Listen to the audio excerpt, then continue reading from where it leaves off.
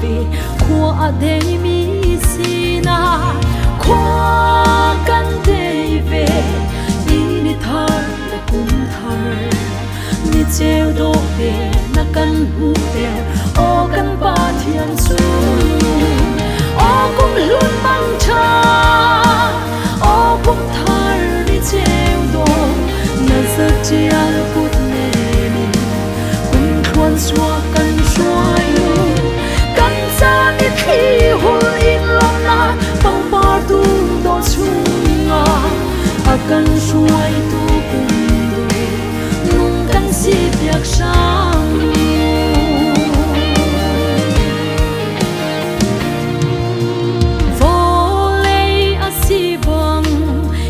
chiat le mi zatlak nak mu hlun na chu bangin kan zel man se wan bang li bin thar le chwa thar chung alomi kan shwai sha mu nei tu kan pa thiam o kum lun man cha o kum thar ni cheu do na sa chia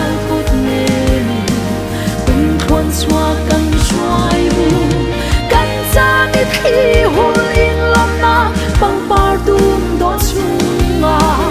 akan shwai tu kum du nung kan si piak sam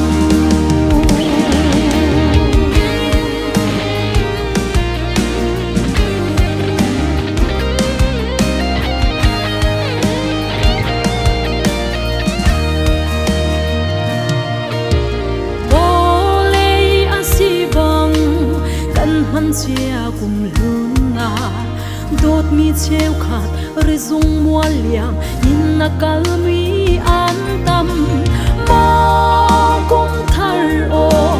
pakhat mang to tlang lo te in kum khwan chuak ding te in kan kal pi ve sang o kum lun mang cha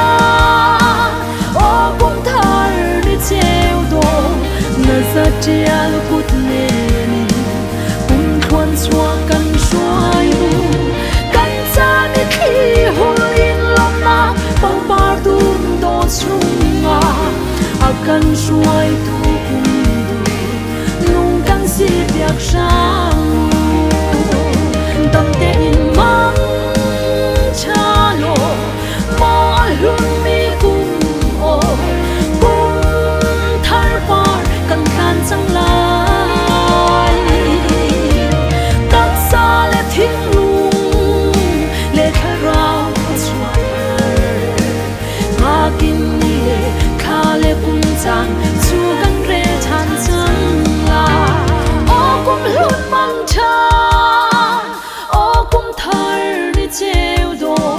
na sa chial cút nê mi cung thuan xua căn xoay mù